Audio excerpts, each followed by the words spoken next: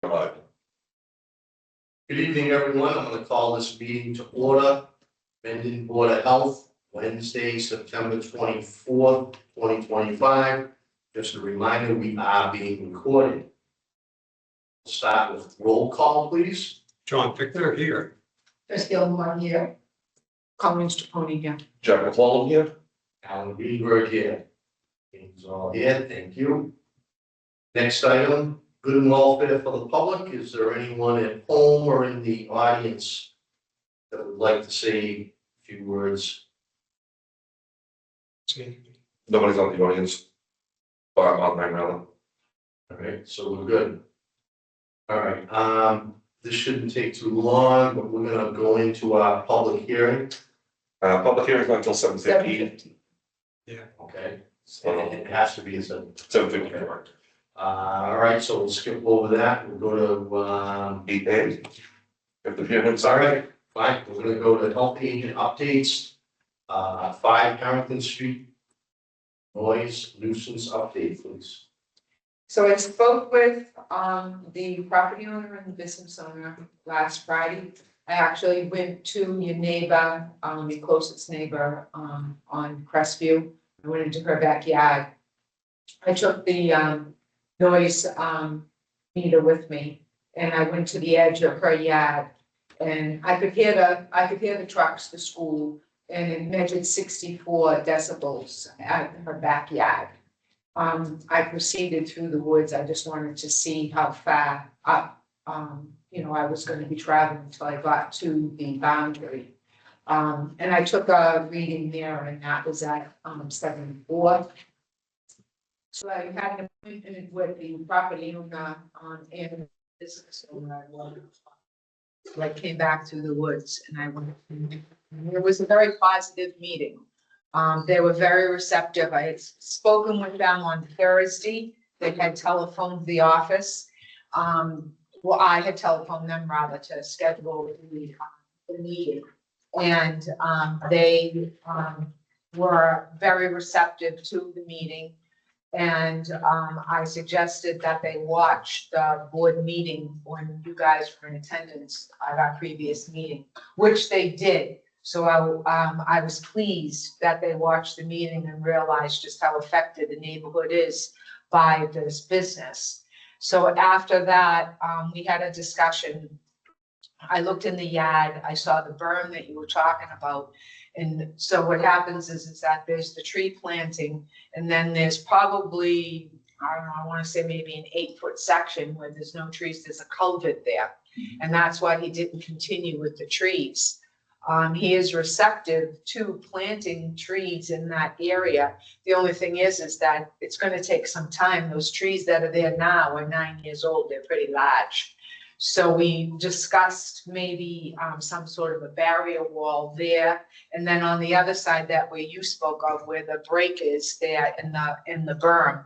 So to continue either the tree line down or a barrier wall down on that side. So they were receptive to that. We also discussed hours of operation. Come to find out they're 8 to 4, Monday through Friday, and on Saturdays as well. I asked them if there's ever any time that they start earlier than that.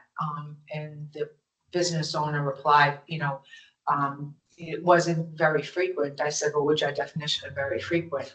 He said, probably 4 to 5 times a month. I said, well, that's not infrequent.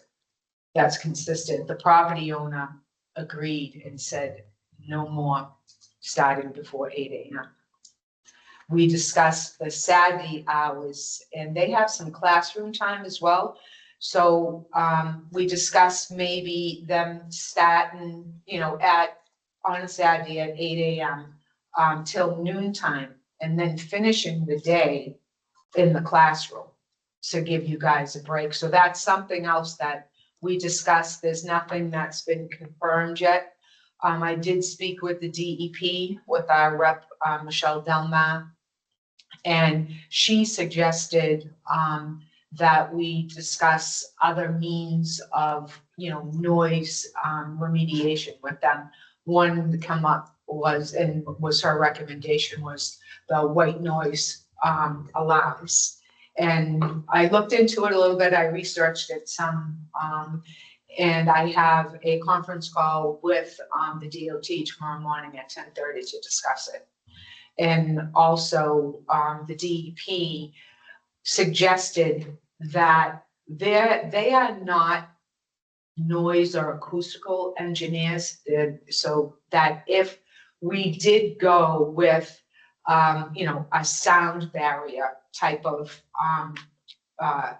build, that we would probably have to consult with a noise engineer to make sure that the dimensions and the material used is correct, that it would be effective to reduce the noise. It's not going to completely drown it. You probably will still hear some noise, but maybe not, and I'm hopeful, not at the decibels that you're experiencing now.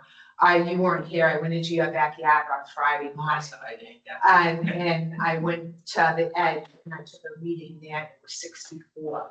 And then I went through the woods to the property line, and I took a reading there, and it was at 74.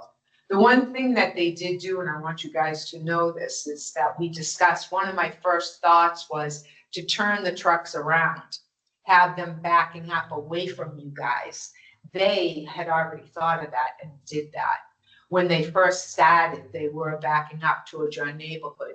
And then they realized, that probably wasn't the best idea. So they did turn their vehicles around and they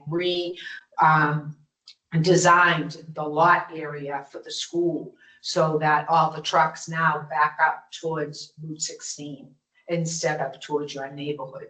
So there are some, there's open conversation and dialogue, and it's all positive. They were very moved by the presence of your neighborhood, especially your testimony in particular. They do not want to, they want to be a good neighbor.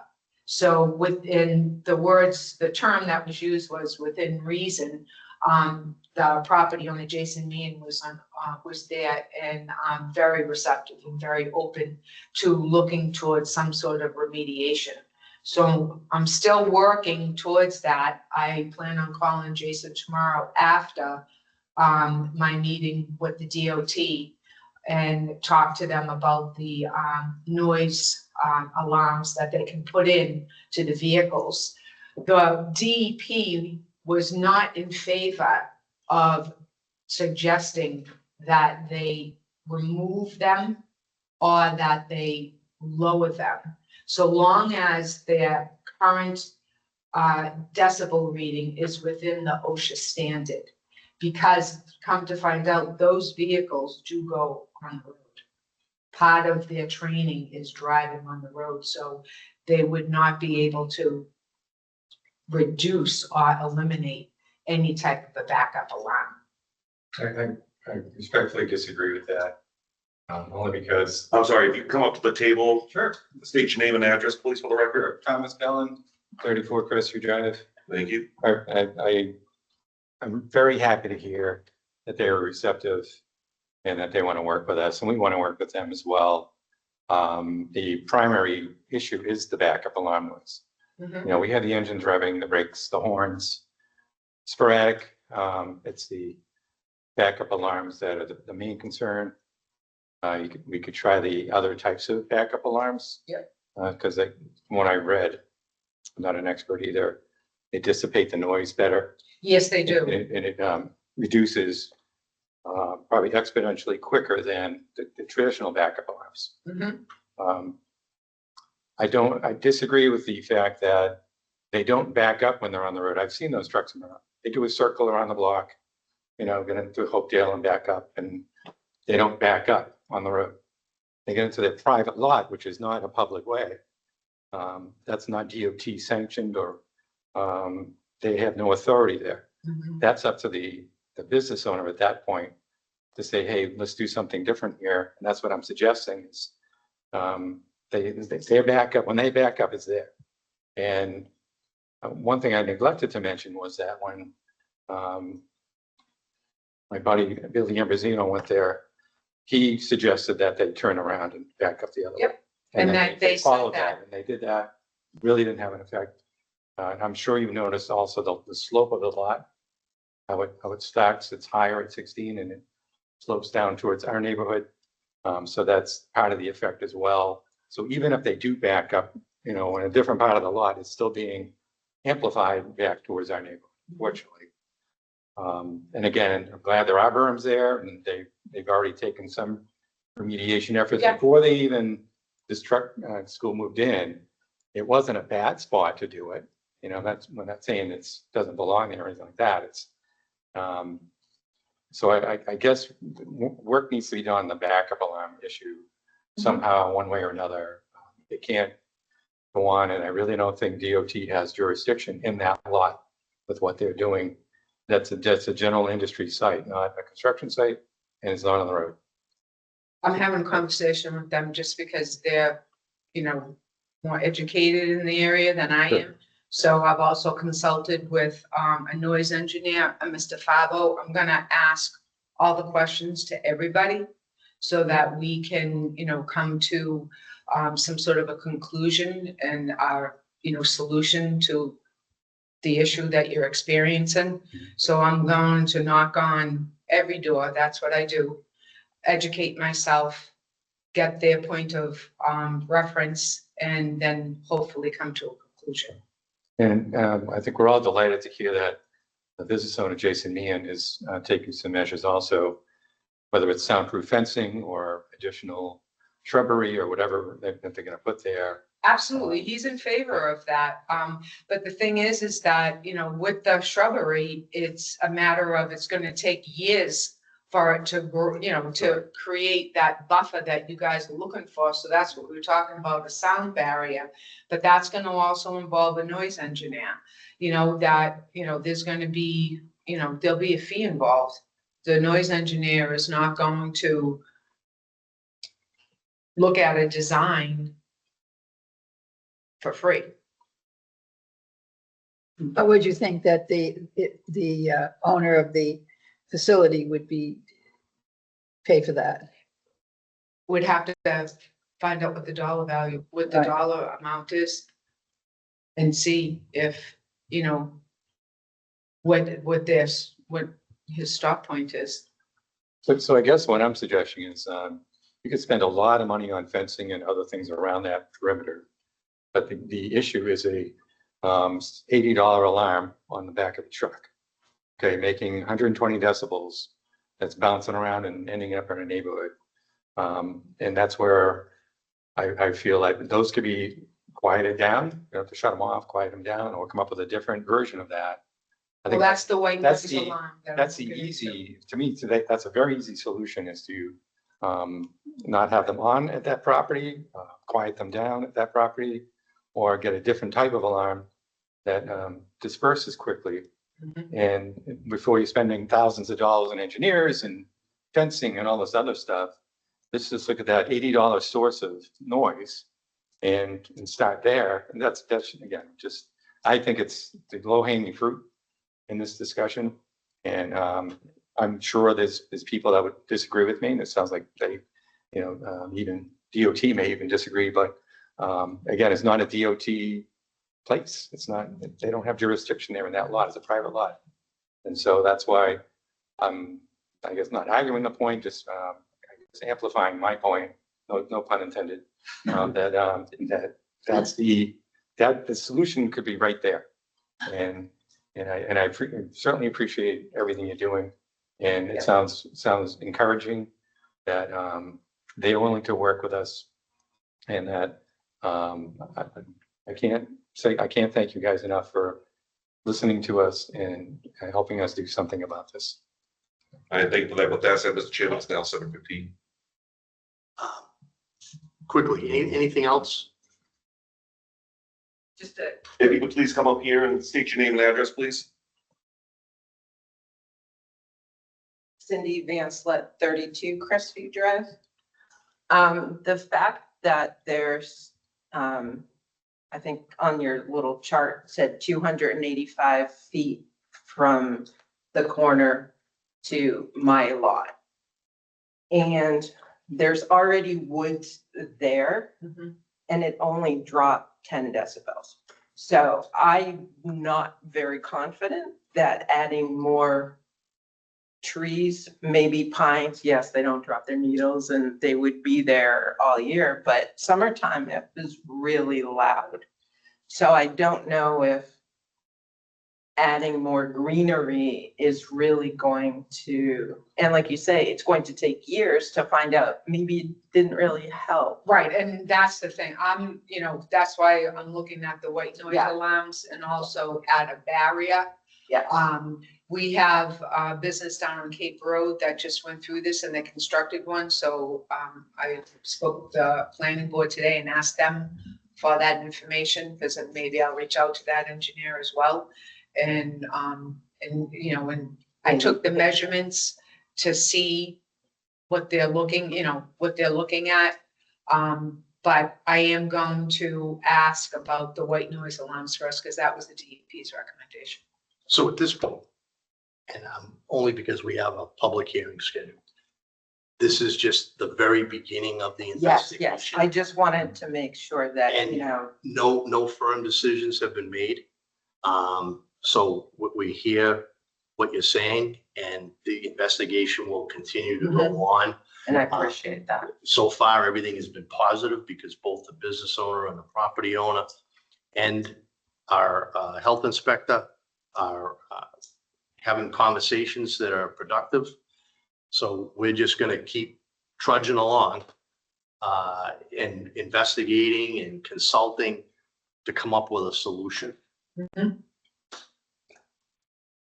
Absolutely, All right. Yeah, much appreciated. Thank you again for absolutely. listening to us and having us here this week. Absolutely. Happy to be here in person this time. Yep. All right, without delay, Yeah, we're no going problem. to, Number 4? yep, we're gonna go to agenda item number 4. So at this time, I ask for a motion to open the public hearing that pertains to the Mendon private well regulations. Do I need a motion and a second? Sorry, I missed that, Mr. Chairman. All right, I apologize. At this time, I'll ask for a motion to open the public hearing that pertains to the Mendon private well regulations. I'll make the motion. Second, All in favor? Tom, aye. Joyce, aye. Al and I. Thank you. I declare the public hearing now open at 7:17. I will now read the publication for this hearing as advertised. The Mendon Board of Health hereby gives notice that it will hold a public hearing on Wednesday, September 24, 2025 at 7:17 p.m. in the Town Hall Upper Meeting Room, 20 Main Street, Mendon, Mass. 01756, to consider amendments to the Mendon private well regulations under MGL Chapter 11131. All interested parties will be given an opportunity to be heard. Remote participation will be available. A copy of the proposed draft amendments can be obtained at the Mendon Board of Health office and available online at mendonma.gov/BOH. Please note, anyone here in person, copies of the proposed amendments to the private well regulations are available here at the front table. Also, in accordance with the authority granted by the general laws of the Commonwealth of Massachusetts, Chapter 111, Section 31, which states, boards of health may make reasonable health regulations. This public hearing is to make amendments to the Mendon private well regulations that was last voted and signed by the Board of Health on April 26th, 2017, and took effect on April 26, 2017. I will now recognize each board member who wishes to express their support or opposition to these amendments, and then I will open the floor for comments from the audience. First, in favor of the amendments, and then observation. Tom Fickner, please. Well, from my perspective, I am in support of the changes that we've been reviewing and that we're proposing to add into the private well regulations. There's nothing in particular that comes to mind that I see as being an issue or a concern for not accepting the changes. So I'm all in favor of doing what we're proposing. Joyce Gilmore, please. I am also in favor of what we've gone. We've reviewed this in several times, and I'm very much in favor of this, the draft of this amendment. Thank you very much. Now, is there anyone here in person or joining online would like to speak in favor of the proposed amendments to the Mendon private well regulations?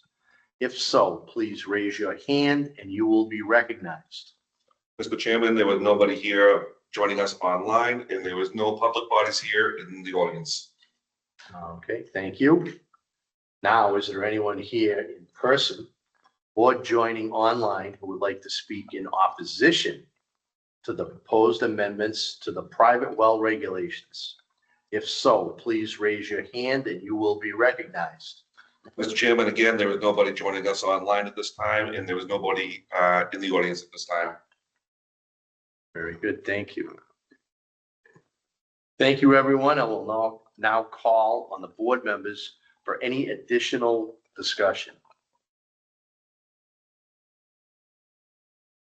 Tom Fickner?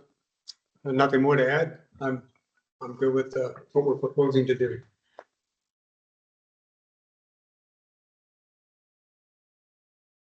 Joyce Gilmore? I am pleased with the way things have gone. I think we've gone over all of these things time and time again, and I agree. It's perfect, yeah. So at this time, I ask for a motion to adopt the proposed amendments to the Mendon private well regulations. Motion and a second, please. I'll make the motion that we adopt the proposed changes so discussed to the Mendon private well regulations. I second that motion. All in favor? Tom, aye. Joyce, I. Alan, aye. Thank you all. I now ask for a motion to close the public hearing pertaining to the Mendon private well regulations. I move that we close the hearing for the private well regulations. I'll second the motion. All in favor? Tom, aye. Joyce, I. Alan, aye. Thank you. I now declare this public hearing now closed at 7:24. And just one quick point, Mr. Chairman, these changes that we have agreed to adopt will take effect immediately. Wanted to validate that was the plan. Okay. The Mendon Board of Health will now begin its regular scheduled meeting. Thank you very much. Jack, thank you for the prep. Good prep, Jack. Right, so I'm going to go. Actually, Colleen, while you're up, we might as well go to 8B. Oh, so we have a busy weekend coming up. We have the truck pull and the brothers. So both are food events. So I'll be on site in the morning, probably go to the brothers, and then the truck pull, there's quite a few food vendors, so I'll be there for a little bit. Just the usual inspections for weekend inspections for Vandervalk, working on a couple of other issues this issue here with a noise ordinance. And, we had, I went out last week, and did the tobacco compliance checks. So Jack and I will be discussing that with the board at the next meeting. It's not an agenda item tonight. You have a particular time you think you'll be up at the car show, out of curiosity? First thing, so that it starts at what, 10, right? Yeah. No, actually, 9. 9, so I'll. 9 to 2. Yeah. I think with the hours. So then I'll be there probably like 8:30, Okay, just wanted to. Yeah. Where is it at? and then I'll go let's maybe go. even 8 o'clock, Oh. because, the truck pull starts at 10, and there's quite a few trucks, so there's quite a few trucks that we have not permitted before. Okay. So Yeah, that's it takes a gonna while. be- Yeah, so that's gonna be a little while, so I would probably say I'd be there by 8:15 at the latest. And then I'll head up to, Hatford Ave, because I'll be up there. You'll pass that on Yes. to the members. Yeah, and they know.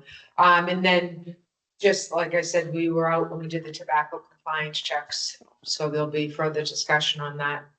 We'll be sending out the notices, to the, tobacco vendors.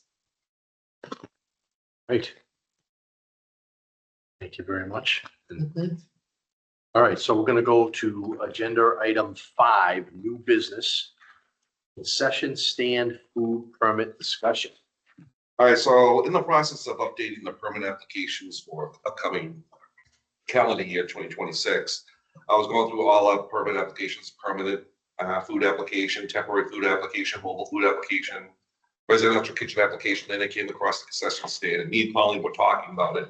And we are thinking to, since a concession stand could have TCS foods on it, basically it has to be following the same rules and regulations of food regulations in the state of Massachusetts, basically make it a temporary food establishment. So put this, get rid of the concession stand application and make it part of the temporary food establishment application.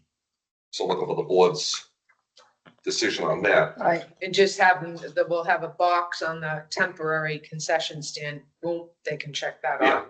So that we'll know, because most concession stands are seasonal, they're temporary, so it's a little redundant.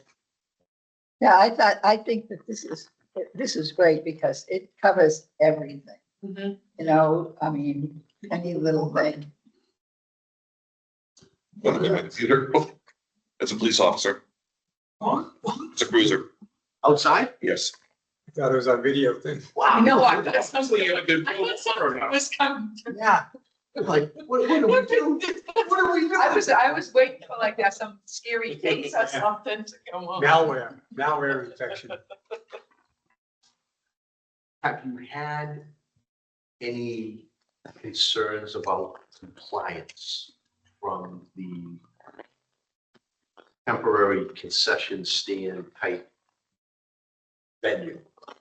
So the little leaguers and, you know, at the ball fields that use our facilities and the soccer and everything, the concession stands that the adults run to try to generate some money for the different clubs, I'll call them. Yep. They're very Excellent, willing. absolutely. And they went through, they went through the food handler training, as did the summer help up at the lake. Yeah. They all went through the food handler training. It's just something that, I think is important, even though it's a seasonal business, but they're still handling food, for them to have some knowledge of, cross-contamination, bare hand, touching of food, maintaining temperatures and things like that. And so, and they've all been very receptive. Matter of fact, the Boy Scouts in particular, the troop leader actually thanked us for requiring it. I think this is so complete, so good. You know, I read every single thing there and thought, you've got it all covered, really. There's no question about it. So when they get this, and if they read it, which we hope that they will do, I mean, because they're paying the money for it, I mean, I think that that's really, really very significant, very, very good. I think. I do just want to point out that that is the concession stand application that everybody has. With getting rid of this application, and they're gonna have to fill out a temporary food application instead and check off concession stand to follow the TCS foods. Right. Yes, But you'll have the same information. it's the same information. Yes. Yeah, So that doesn't go. that doesn't go away. If they're a No. concession stand, they still have to follow the same rules. Yeah, I think that is really good. So important and so good. And then if they do something wrong, hey, did you read your paperwork? Did you see this? You know, you can't be doing that. And Just streamlining the application. correct, Yeah, it's You know. streamlining everything together. right, yeah. So in doing so, that means the concession stand application is gonna be coming off the Board of Health fee schedule. And it's gonna be following the temporary food establishment fee schedule. And we could do, if you wanted to, under the temporary, we could put in parentheses concession stand, just so people who are used to filling out a concession stand permit don't, Right. aren't confused. Yeah. Right, Will their fee go up? Their fee will go up just like their temporary, they will follow the temporary establishment.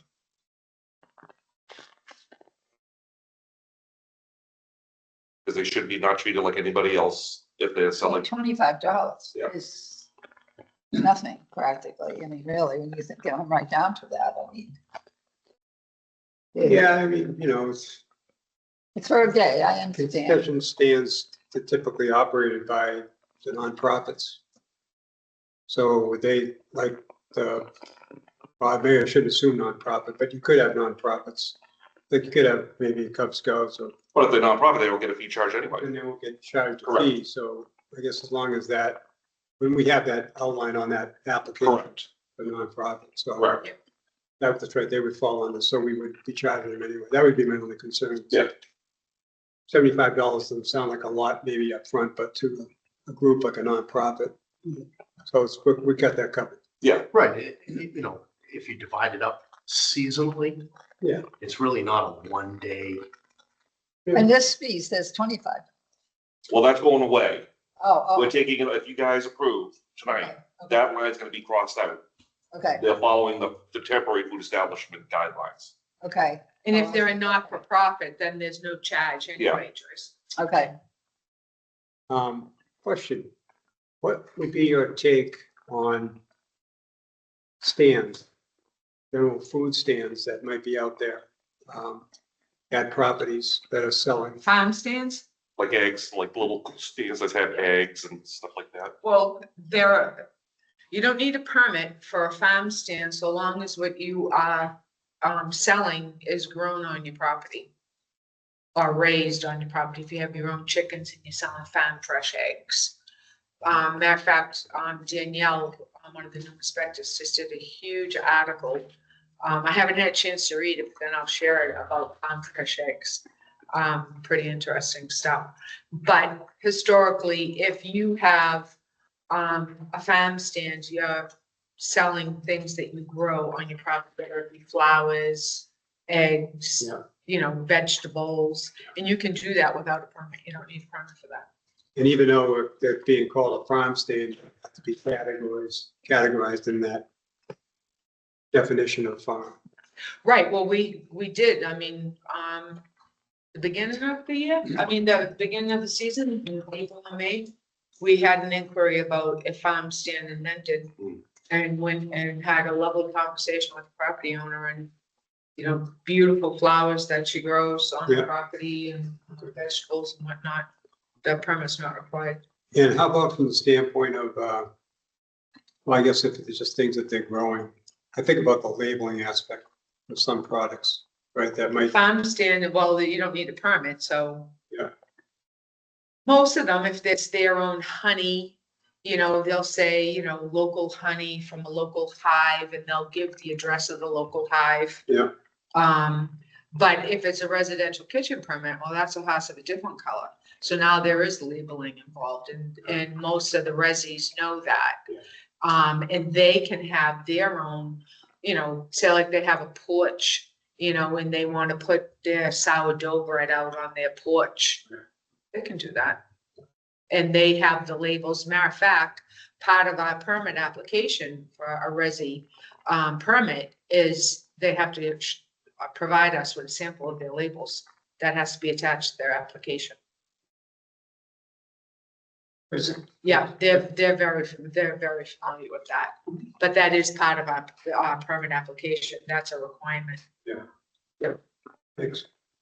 All right, so I'm looking for the board to say yes, get rid of the concession stand application and approve, yes, will be part of the temporary food apartment application. Motion to do so, or? Motion to do so.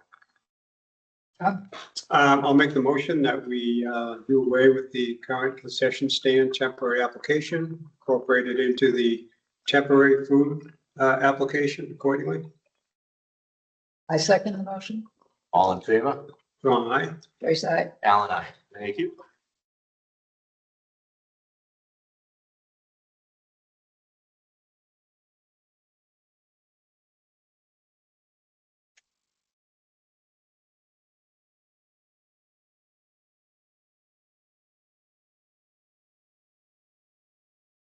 I thought that was really good. So We've been get that up. tweaking them all along. Yeah. Jack and I have been, just from experience and different things that Different come in, questions that come up. that we're like, or, we come across something, we'll talk about it and. Yeah, we've been down a few rabbit holes. Yeah. Yeah. Well, that was, this one I thought was so complete. So, Rabbits are very common, so. are they gonna eat them though? No, no. All right, so if no one else has anything else on that, we will move to Board of Health minutes for August 13th, 2025, please.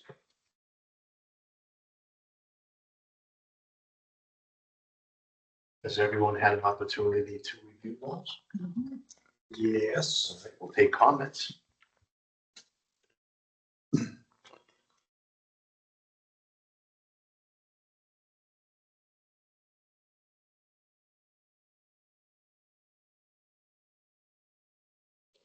All right, well, I'll start.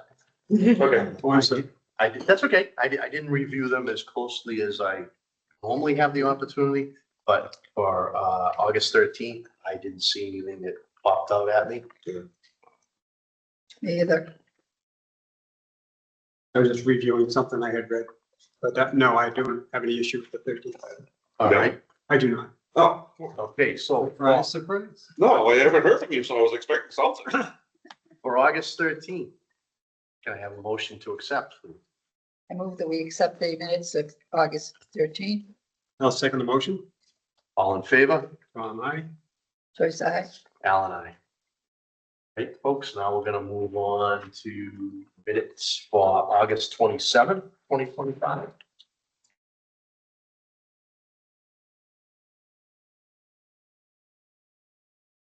Again, I'll start.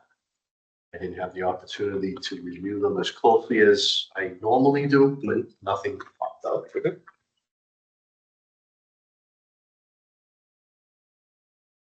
I didn't have a problem with anything.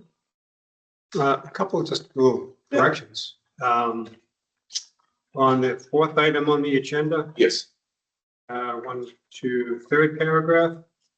the board reviews. Yep. Yep. I think the date there was intended to be the 24th versus the 9th. Because the top one was the 9th. Am I reading that correctly? I will double check that. Because we approved. Yeah, I usually do copy and paste, so yeah, you're Oh, yeah. correct. Yeah. Good job, Tom. Yeah.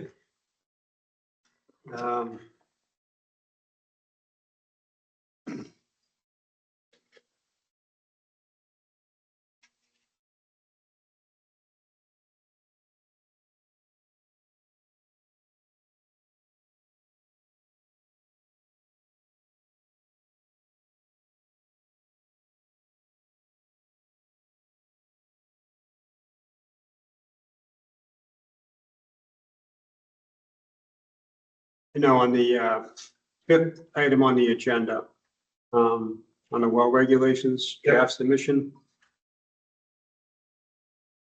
I wouldn't necessarily, on the second page. Yep. I don't know that I would coin that there was a mistake there. I just think it was probably just a little misunderstanding. I would say give yourself some credit, not, I'll take misunderstanding. you know what I'm saying? Yeah.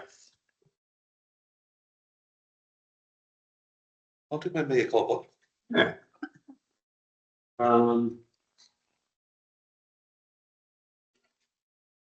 On the seventh item on the agenda, page 2.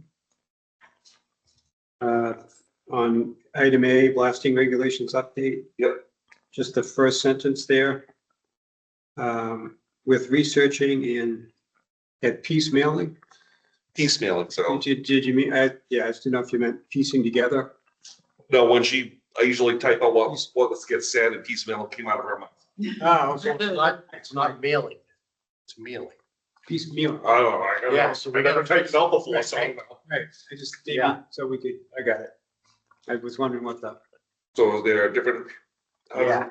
Spell it out for us. or you could put piecing together. Yeah, piecing together, If you want to get rid of piecemeal. putting together, Put it together? yeah, Well, you could say Together. piecing the information Yeah, piecing the information. and just not I was cross. surprised everybody put something new in there.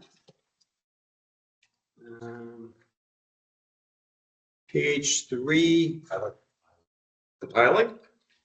That's fancy. Compiling? oh, compiling, there you go. On the third page, the 8th agenda on the item, Yep. just the last sentence there, I would just say, where it says, and make it a part of their regulations. Yep. Maybe just incorporate the word tobacco, call it tobacco regulations, Yep. capitalized, because it's a formal document. Correct. Where are you now? Oh, page 3, First paragraph. yeah, first paragraph, Very last line on the 8th topic. last one, which just said. Oh, part okay. of the Last line. regulation. Clarity. All right, that's my OCD. No, it's good. It's Oh, clarity. awesome. It's clarity. And then the other item, last item was, 9th item on the agenda. First paragraph, Yep. second to last sentence, Okay. a capital V for vice. It says Vice Chairman. Pickner stated, Ice. it said Ice Chairman. Ice chairman. Yes, my the water in my veins does run cold sometimes, but I don't see where you're talking. I don't see that. Oh, this over Oh, here. yeah, I see. just had skipped the V and he had Ice I Chairman. see. That's great. No reflection of my personality, I think. Just in case, All right, I'll make those corrections. because we all needed a laugh. There you go. There was you go. trying to- All right, so can I have a motion, please? For Accept the minutes. August 27th. I move that we accept the minutes of August 27th as read and I'll corrected. second the motion to accept the minutes, yeah. All in favor? Tom, aye. Joyce, I. Alan, I. Thank you, Jack. Thank you. Yep.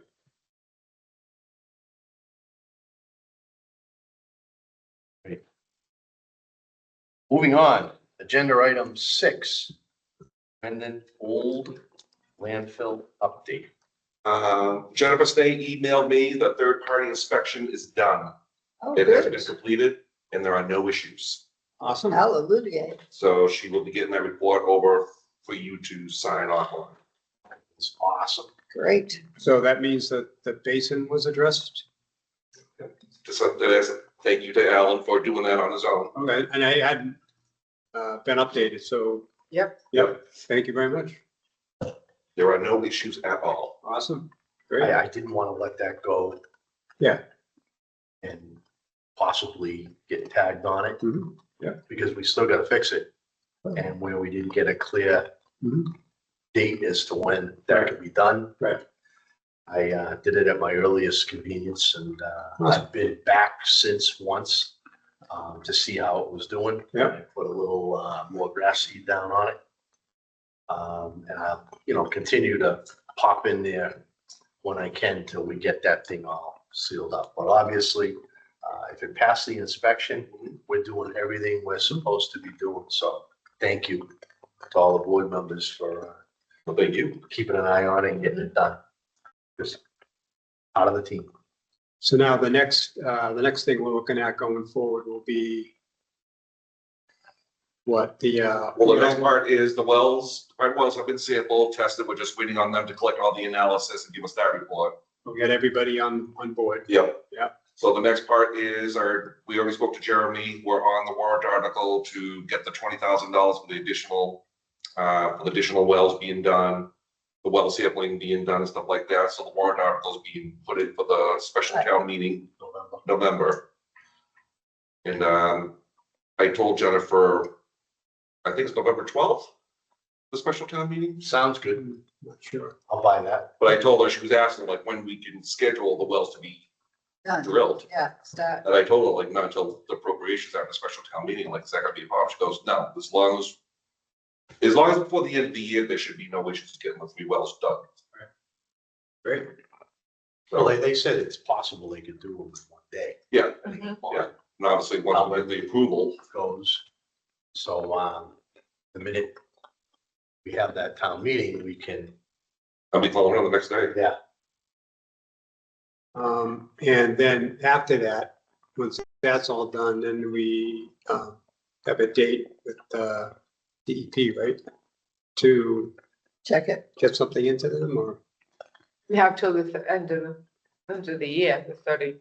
just First. $3. Yes, correct. Yep. Yes. So then once everything's done, we notify DEP. Atlas notified DEPs that we met their requirements. Got it? And then they'll make their decision on whether or not there'll be a reduction Right. in the Okay. monitoring. any idea how long it's gonna take to get those, test results back? I'm assuming, I just got the invoice today. Yeah. That's what she told me, maybe another week or so. Yeah, tops. What was the invoice? The invoice was 8,400.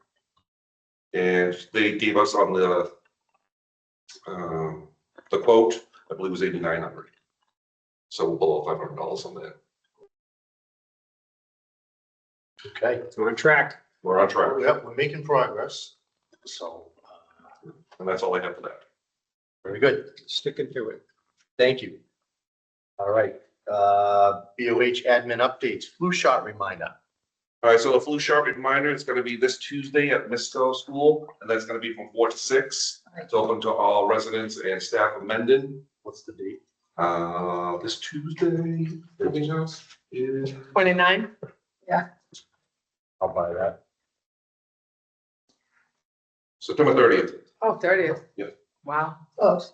So September 30th, 4 to 6 at the Misco School cafeteria. Wow. Now, from an advertising perspective, I know we've got it up on our website, right? So it goes on our website, it goes on the Mendon Facebook, and the nurses from the school send it out to the parents. Okay. So is that a COVID shot or? No, strictly flu. Strictly flu.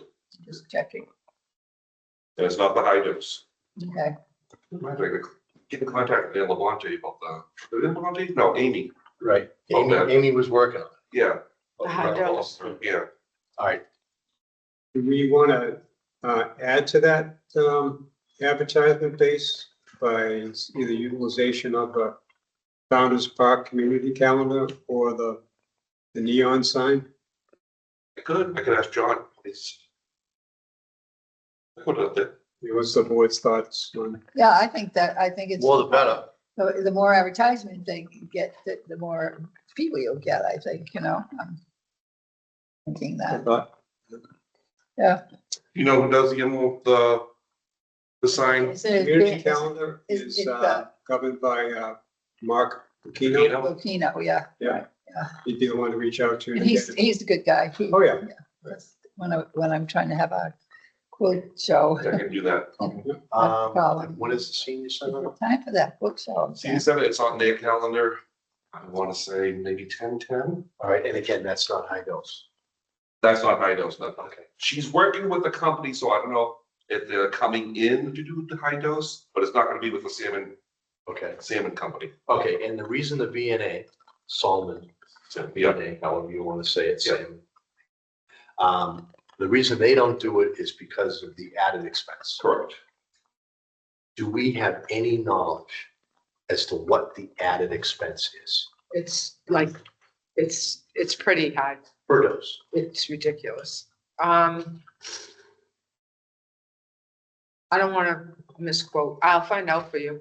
Okay.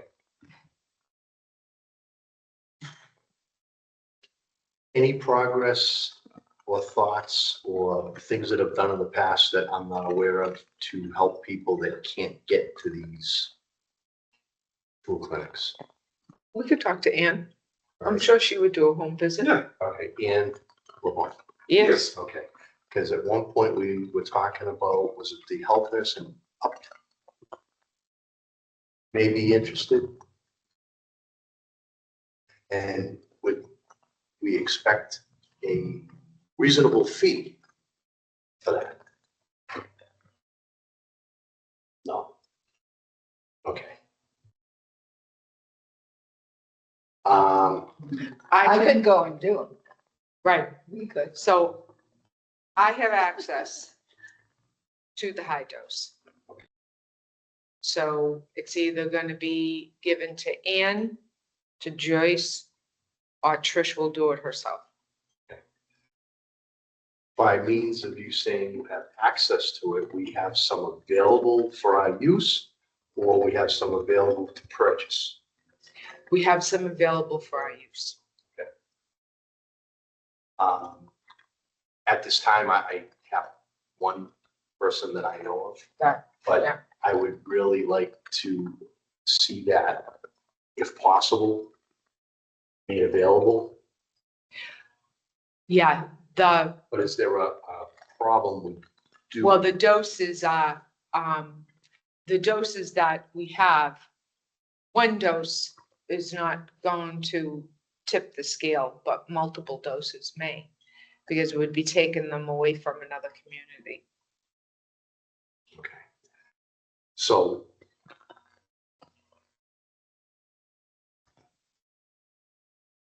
two things. That being said, I'd be interested in what the additional cost would be to make it available.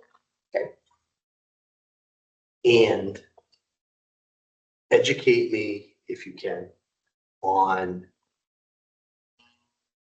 what the advantage is to that high dose over the regular dose for, and what market, what segment that applies to. I think that it's really just a dose and a half. That's all it Right, is. yeah. It's the flu shot plus another half a dose. That's all it is. Okay. There's no, mixture or anything. All it is a dose and a half. And I think that for people that, are prone to the flu and pneumonia, Right. they would benefit from the dose and a half. There's argument on both sides, to be honest with you, where some people, the physicians feel that there's no benefit. Right, Others, they'd say a single dose is just as good as. this is good as a As long as dose it and gets a half. into your system and goes into your, your Immune system. immune system, it starts doing its work. So, Right.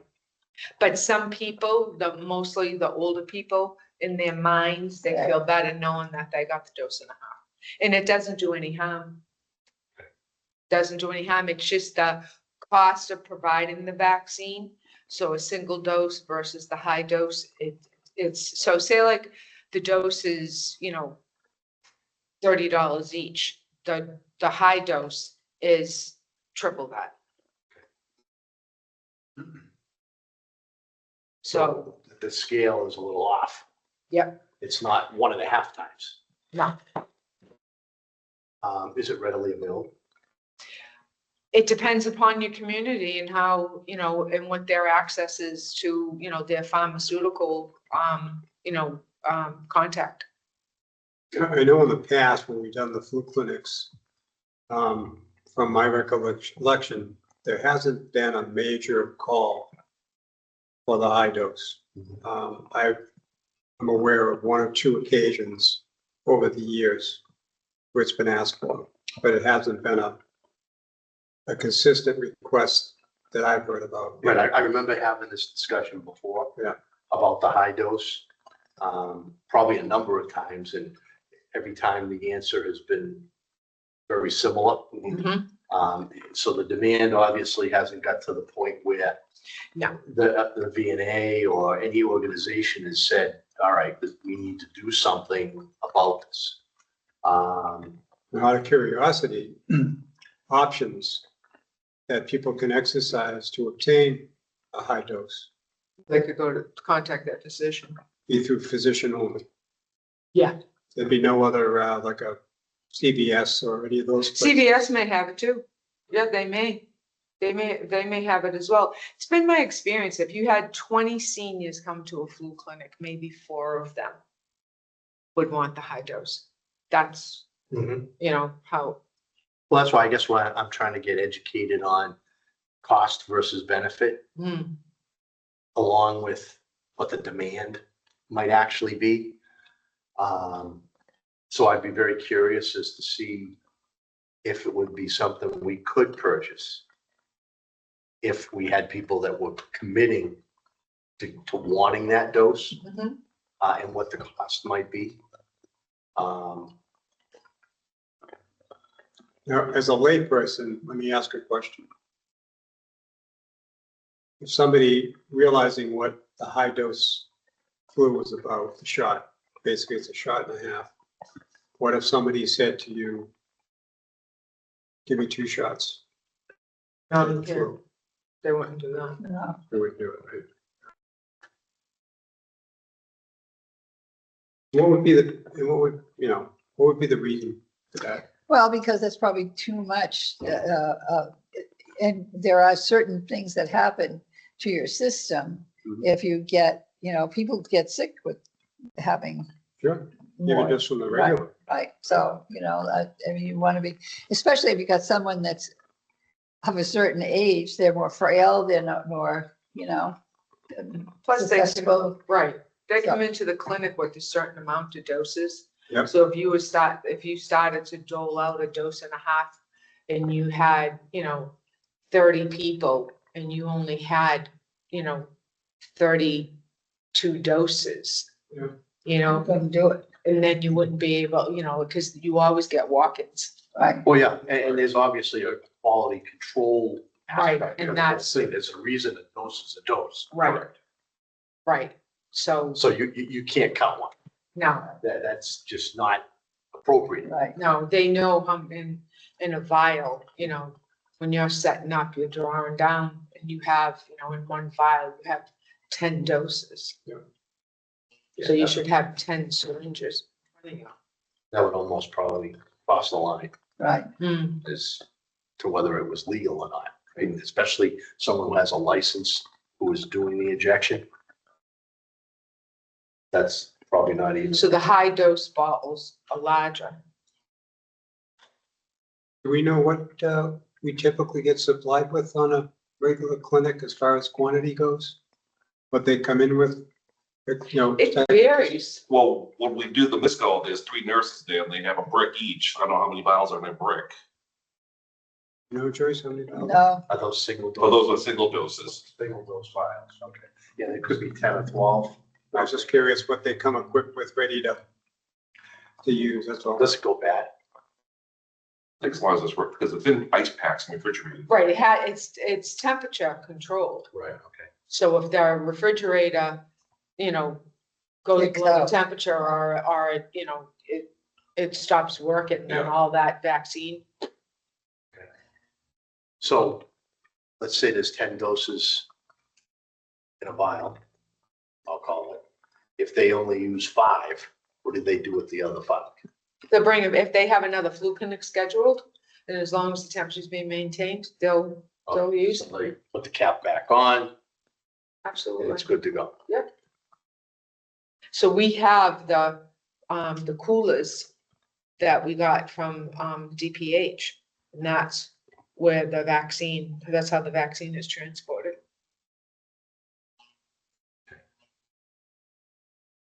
But at this time, we really don't know how many people would want beyond what we've been able to provide in the past. Handful. For the high dose talking about. I don't know, I'm not as familiar with Mendon. Would be a problem, maybe question, put it like in a newsletter or something. Yeah. I wouldn't do it. I wouldn't put it in the newsletter. I'd let them, no, I wouldn't, I would let them, I wouldn't, that would just make them think, oh, I need to get that. Yeah, Sure, yes, I agree. I, good point. What would, if you don't mind me asking, what would your choice be? for the, Regular dose of high? a regular dose, yeah. There's just people who just feel better, you know, and if And they're, I just got 2 shots the other day. I was at CVS and I had to wait for my husband's medicine, and the girl said to me, you want 2 free shots? I said, yeah, might as well. I'm just sitting there. So I got the flu and COVID. Right. Yeah, yep, new COVID and the flu, so. For free. By the way, Someone's paying. I don't, Oh, yeah. wasn't me. big pharma. Yeah, Okay, I think we've exhausted that. Hazardous, household hazardous waste day. All right, so that's coming up Saturday, October 11th. Yeah. And that's gonna be from 9 AM to 12 PM. And not only household hazardous waste day, but also document shredding by E.L. Harvey will also be there. And is that down at the, where we At do? the highway. I You said October 11th. October 11th, Saturday, October 11th. And Jack and I will be there. We're gonna be here. Yeah, we were out last year and the year before. I was there last year too. Yep. Yep. Yeah, I Back missed- in I the missed day. last. We Just were goes to busy. show you that I missed last year. We were busy. We're busy. Yeah, it was a busy thing. yeah. This year. So what, again, just give me the time. October 11th, it's gonna be from 9 AM to 12 PM. Hazardous waste day and document shredding. Right. So where I guess the usual coordination will take place with John, Yep, bringing in the dumpsters ahead of time. yeah, they usually get delivered on Friday. All right. So moving right along, topics not anticipated within 48 hours.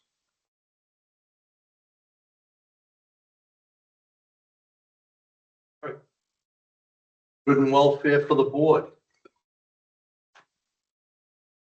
Grab one. Hit me. I don't, we all got this email on it. We had an email come last Friday from Department of Public Health. The mosquitoes.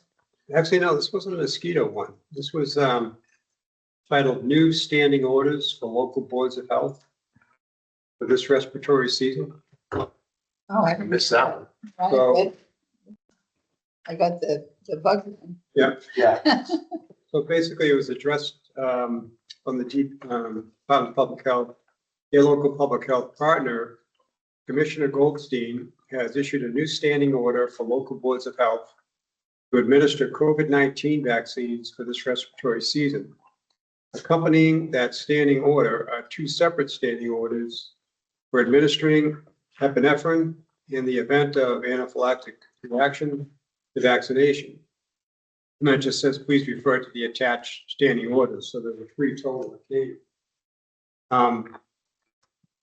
In all my time on the Board of Health, which has been for a number of years, I've never seen something like this come from the Department of Public Health. So I didn't know if anyone had any insight on why maybe we're getting a standing order or a series of standing orders from the Department of Public Health.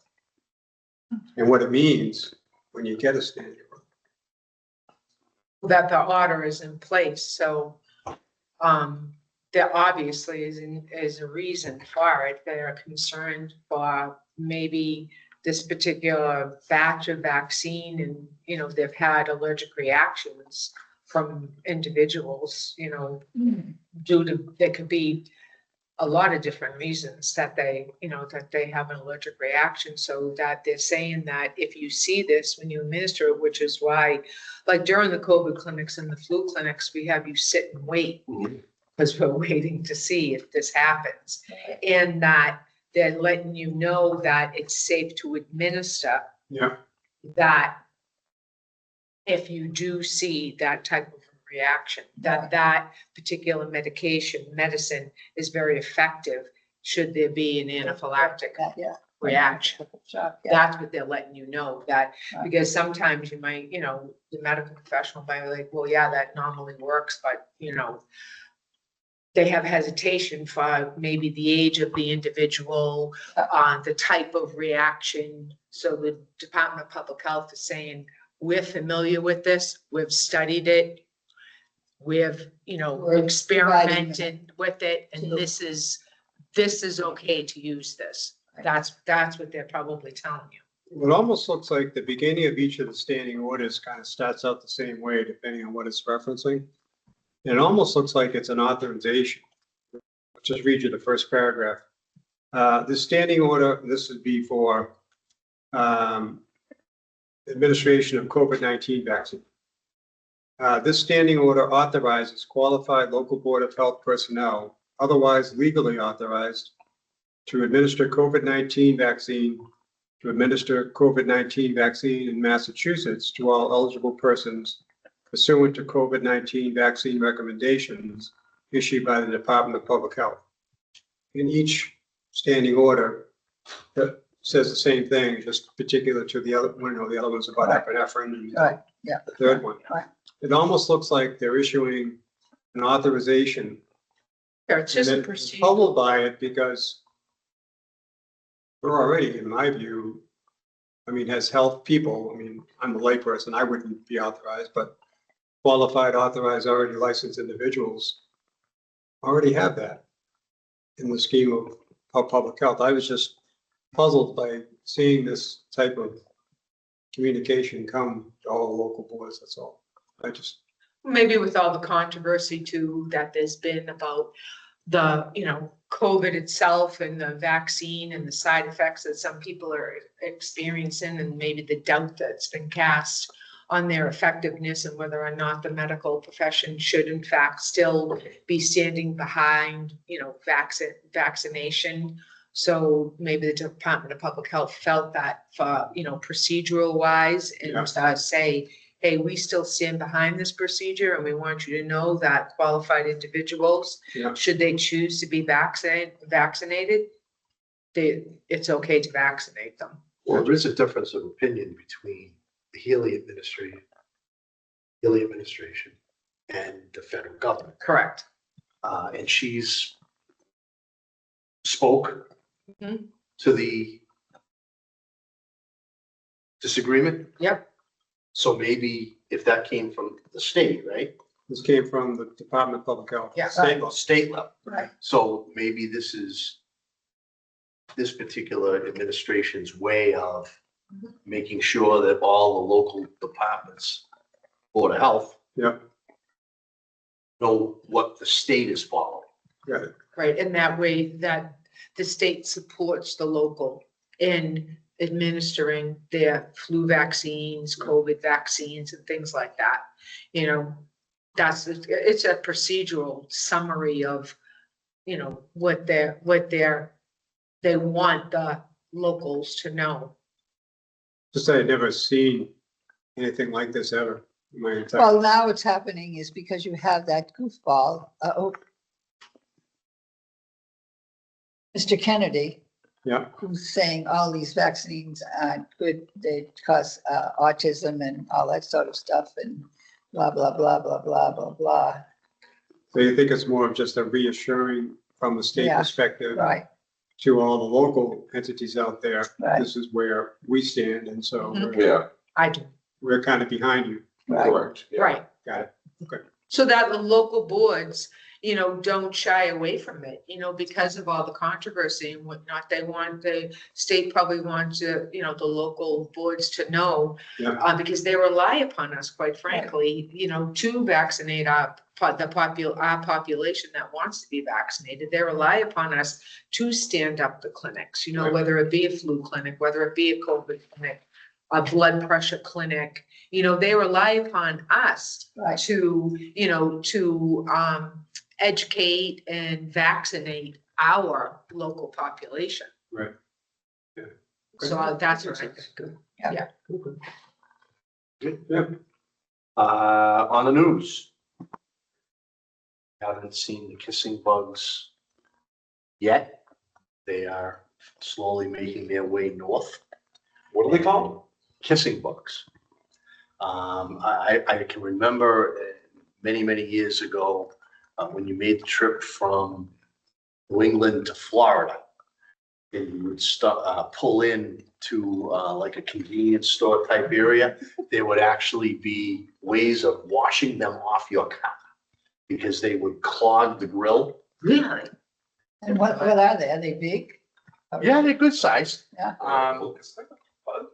They sort of reminded me of when I saw them on TV, the Asian longhorn. Oh, eagle. yeah. Oh, really? Kind of had that appearance, but they carry a parasitic disease Mm. that will most likely in the next few years be on the lookout for. It's CHAGAS disease. And when they bite you, they transfer this parasite. And of course, it has all the typical symptoms that we're used to having anyway. Yeah. And by the time it's investigated, it may be not treatable. Can you spell it again for me? CHAGAS. I actually Googled kissing bugs That's what I'm looking and at now. it comes up. How did that name come about? I can't say. Because when they bite you, it feels like a kiss. But it took me a while to remember, but I can actually remember traveling, as a 13, 14-year-old back and forth between Florida and Boston. And that's what my grandfather would do. It got to the point where he actually purchased a screen We're gonna check this. to go across the front of the car, Yeah. to catch them before they ended up in the radiator. Now, are these prevalent like in Down southern? south. But because of The change in temperature and stuff. they're migrating north. So they haven't reached us yet. Like how far up are they at this point, would you say, in the migration? Going up to, I say, thought the furthest north I might have seen them was it one of the Virginias maybe? really?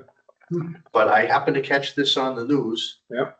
And it's like, what else do we need? Yeah, You know? yeah, holy mackerel. The small Yeah. little bugs. Yeah, I mean, I don't remember them being big, but the first picture Oh, is that Came up. them right I there? took a look at it, I'm like, what the is this? Oh, yeah. You know? So just another thing that Now, unfortunately, I'm not seeing Throw that. at us. No, I didn't do a share. Oh, okay. Not sharing with you anymore. Share it for the audience if anyone Let's see. tunes in. I want to say they were calling this an endemic, a possible endemic. Huh, that's what it just said on Google. Okay, I had never heard that term before. They're Well, ugly obviously- little fuckers. Anything that's endemic, Here we go. we're not interested. No. We have enough. So I figured I'd just throw it out there for all Yeah. those people that like the outdoors. No, Wow, I hate that it says dead dead. bugs. yeah. That's all I have. Well, thanks for sharing. Ridley, second one in.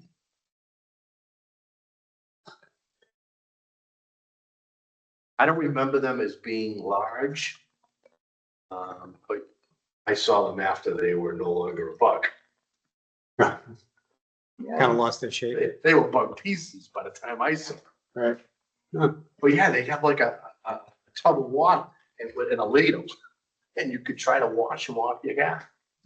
Yeah, it was, Ta-ta. it's been so long, I had actually forgot about that experience until, I started looking to find out a little more about what this actually was. Yeah. Hmm. Still Thank on you for the board, insight. maybe the other one. Something to look forward to. All right, so I guess we'll go for motion to adjourn. Next meeting? We adjourn Next meeting, Oh, Second, yeah, next meeting, October 8th. October 8th. 7:00 here. Do we still keep the 7? Are we looking to get earlier, later? I can do earlier if that works better for people. You want to move it? okay, is that okay with you or Yeah. What do we want to move it to? 6? Is that too early or? All right, 6 o'clock. Right, no problem with availability of the room. All right, so So here we'll at go, the board's pleasure. we'll go for 6. We'll get That yours starts on October, what, I will tell Dan that we're changing it. October 14th? I'll tell Dan that we're changing the times. As a, 8, 6 o'clock. just as a notation for the next meeting, I'd like to see if we could continue with 5 Harrington as a topic on the agenda. To keep that kind of Well, center. Are we adjourned yet or no? No, we need a vote. I move we adjourn the meeting. I'll second the motion. All in favor? Tom, aye. Joyce, aye. Alan, aye.